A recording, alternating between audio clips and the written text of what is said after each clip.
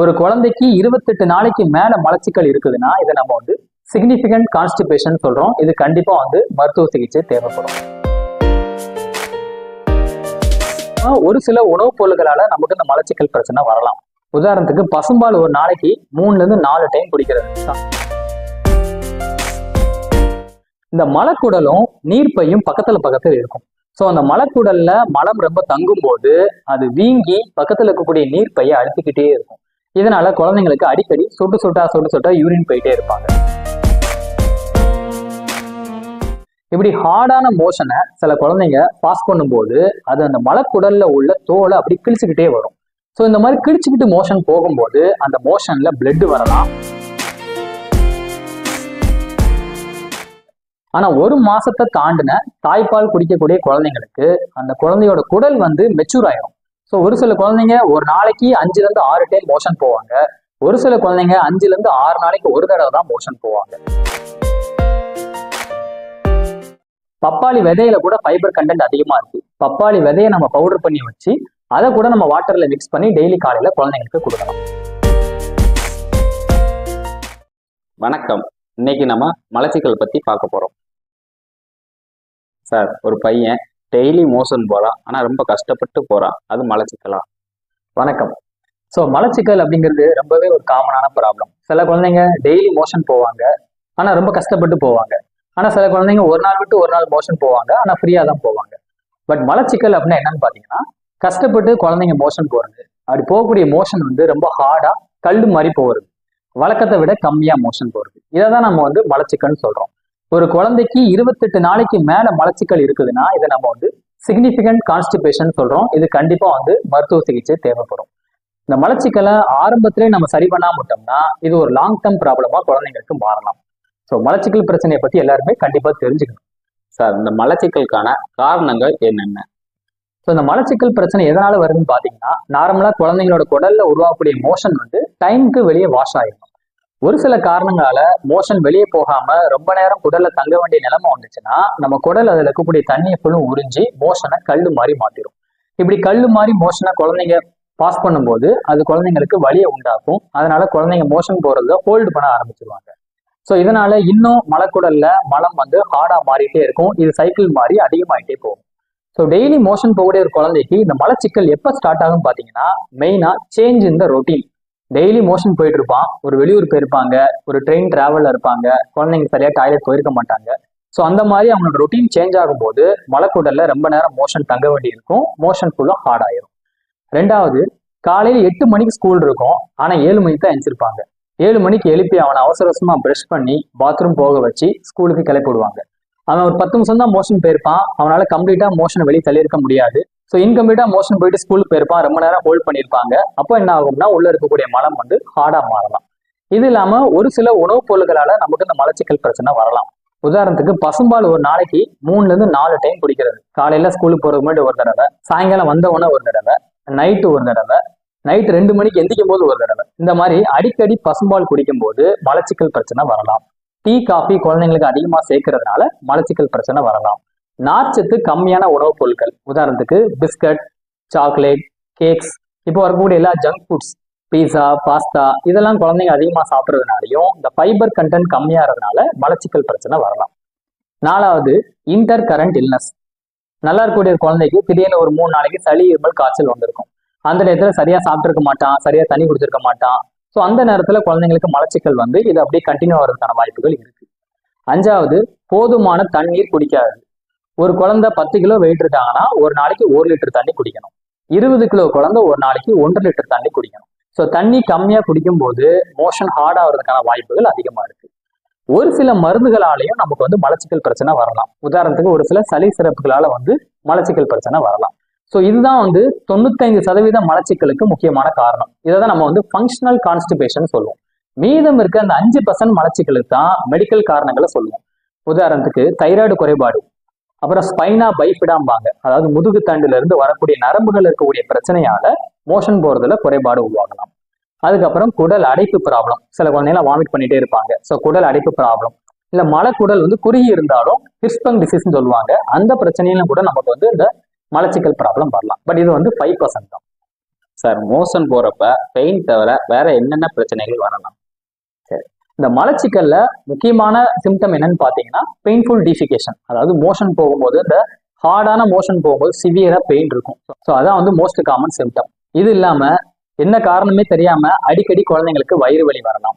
இந்த மலச்சிக்கல் இருக்க குழந்தைங்களாம் சரியா சாப்பிட மாட்டாங்க. ஸோ பசியின்மை பிரச்சனை வரலாம். வயிறு ரொம்ப உப்பசனமா இருக்க மாதிரி ஃபீல் ஆகலாம். இந்த மலக்குடலும் நீர்ப்பையும் பக்கத்துல இருக்கும். ஸோ அந்த மலக்குடல்ல மலம் ரொம்ப தங்கும் போது அது வீங்கி பக்கத்துல இருக்கக்கூடிய நீர்ப்பையை அழுத்திக்கிட்டே இருக்கும். இதனால குழந்தைங்களுக்கு அடிக்கடி சொட்டு சொட்டா யூரின் போயிட்டே இருப்பாங்க. ஸோ இந்த பிரச்சனைகள் வரலாம். வித் ஹோல்டிங் ஆஃப் ஸ்டூல்ஸ்ன்னு சொல்லுவாங்க. இந்த மலச்சிக்கல் இருக்க குழந்தைங்களுக்கு மோஷன் ஹார்டா இருக்கும்போது போகும்போது சிவியரா பெயின் இருக்கும். ஸோ மோஷனை ஹோல்டு பண்ண ஆரம்பிப்பாங்க. அந்த மாதிரி ஹோல்டு பண்ணும்போது பெயின் ரொம்ப அதிகமா இருக்கும். சில குழந்தைங்க பார்த்தீங்கன்னா வீட்டு ஓரத்துல போய் நின்றுடுவாங்க. 2 கால்களையும் பின்னிக்கிட்டு அந்த மோஷனை வந்து ஹோல்ட் பண்ணுவாங்க. ஸோ இந்த மாதிரியான சிம்டம்ஸ் வரலாம். சார் மலச்சிக்கல்ல வேற எதுவும் பெரிய காம்ப்ளிகேஷன் வரலாமா?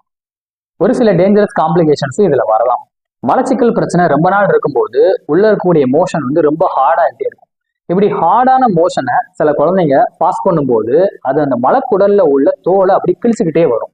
ஸோ இந்த மாதிரி கிழிச்சுக்கிட்டு மோஷன் போகும்போது அந்த மோஷன்ல பிளட் வரலாம். உணவு குடோட உள்பகுதியில் புண்ணு உண்டாகும். இதை வந்து ஃபிஷரி நானோன்னு சொல்லுவாங்க.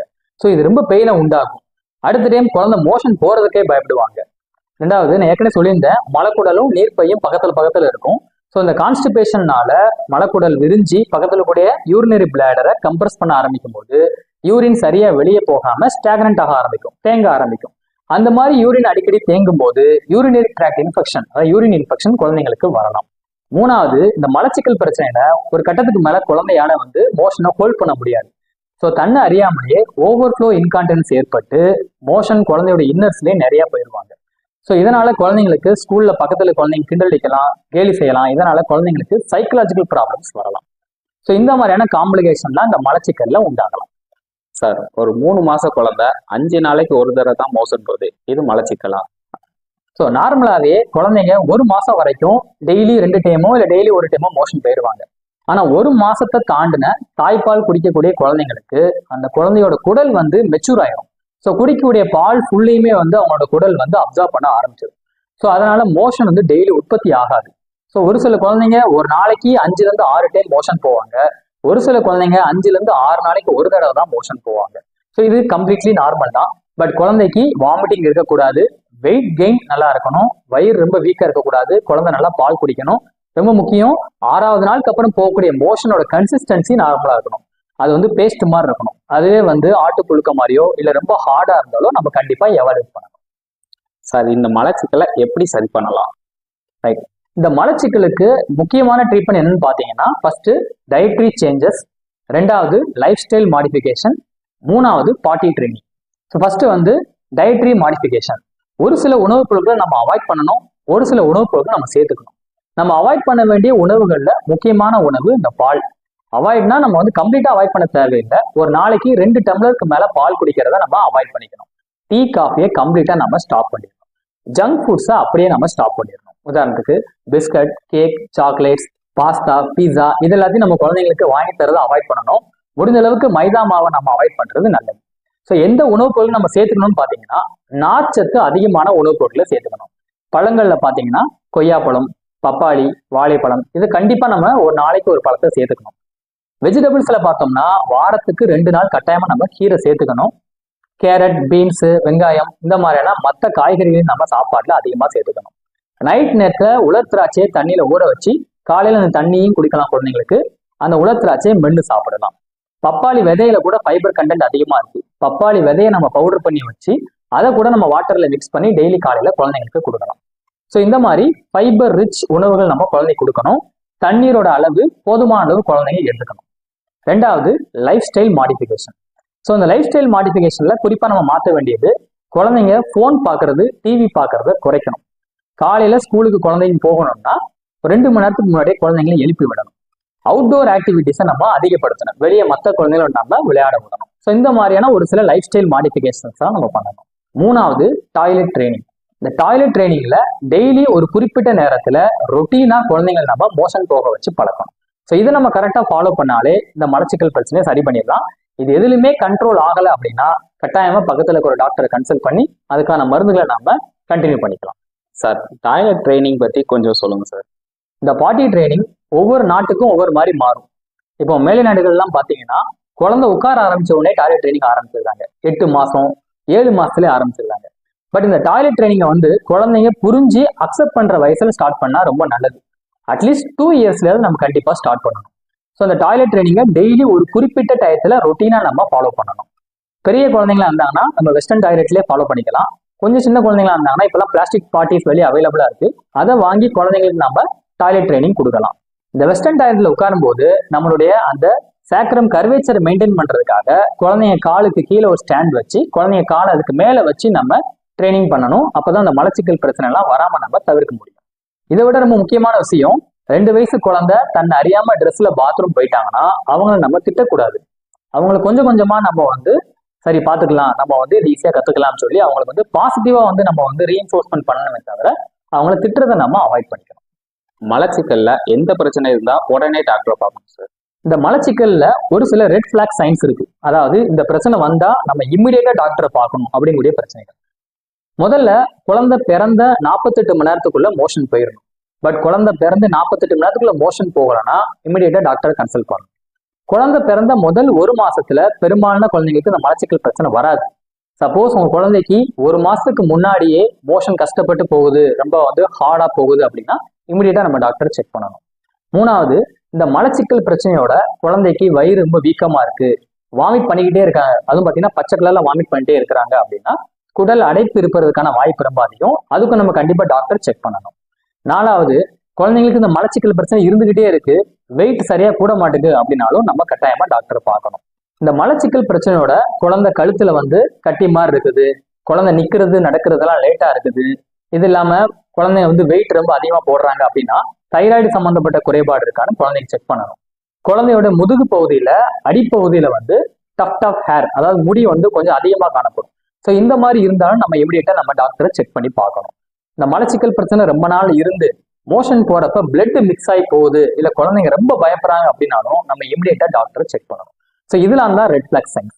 இந்த மலச்சிக்கல் பிரச்சனையை நம்ம எவ்வளவுக்கு எவ்வளவு சீக்கிரமா கண்டுபிடிச்சு ட்ரீட்மெண்ட் பண்றோமோ அவ்வளவுக்கு எவ்வளவு நல்லது. இந்த ட்ரீட்மெண்ட்டை ஒரு தடவை பண்ணா மட்டும் பத்தாது, இதை 5 இயர்ஸ் வரைக்கும் நம்ம கட்டாயமா கடைபிடிச்சா மட்டும்தான் இந்த பிரச்சனை திரும்ப திரும்ப வராம இருக்கும். நன்றி.